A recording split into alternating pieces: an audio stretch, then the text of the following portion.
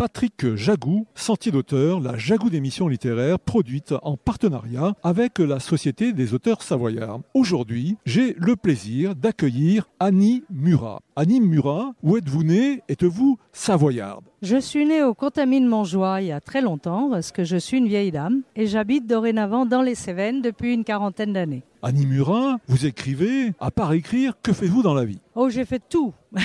J'ai élevé des vaches, des chèvres, des abeilles et j'écris en même temps depuis 1989. J'ai créé ma propre maison d'édition pour éditer dorénavant tous mes livres, donc j'ai quitté le cirque éditorial. Annie Murat, dans quelles circonstances avez-vous commencé à écrire? C'est un peu long à expliquer, mais j'ai commencé à écrire, j'avais des vaches dans les Cévennes, il faisait très froid, l'eau avait gelé, et là je me suis assise à la table de la cuisine et j'ai commencé à écrire. Annie Murat, combien d'ouvrages avez-vous écrit? Une cinquantaine, depuis 1989 et depuis 2007 où j'ai créé ma maison d'édition, oui voilà, une cinquantaine dont une grande partie de livres jeunesse. Waouh, 50? Oui, et en plus je les fabrique, je les imprime et je les fabrique moi-même. Annie Murat, quel genre d'ouvrage écrivez-vous? Vous avez parlé de jeunesse. Alors, j'écris des romans et des nouvelles pour adultes, très très durs. Et j'écris des livres jeunesse et des kamishibai pour les enfants, parce que c'est tellement plus agréable de parler aux enfants, tout en faisant passer un petit message quand même. Voilà, j'adore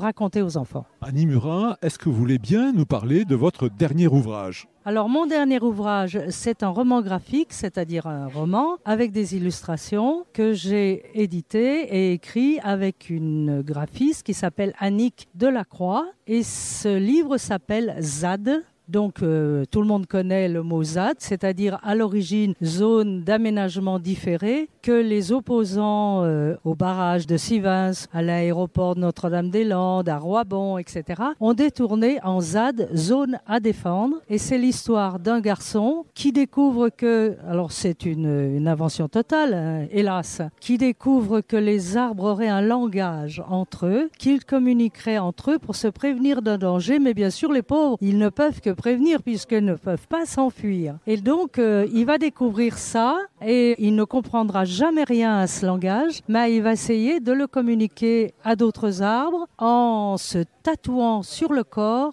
les signes qu'il a repérés sur les arbres. Et il va donc aller jusqu'en Amazonie où il va expliquer aux Indiens d'Amazonie qui ont certainement vu des signes semblables sur les arbres ce que ça signifie, c'est-à-dire un danger pour eux. Chers auditeurs, nous parlions aujourd'hui de l'ouvrage de Annie Murat, illustré par Annick Delacroix, intitulé ZAD, publié aux éditions du Taille-Page. Voilà, Sentier d'auteur, c'est fini pour aujourd'hui. Arvi les amis, et à la semaine prochaine si ça vous dit.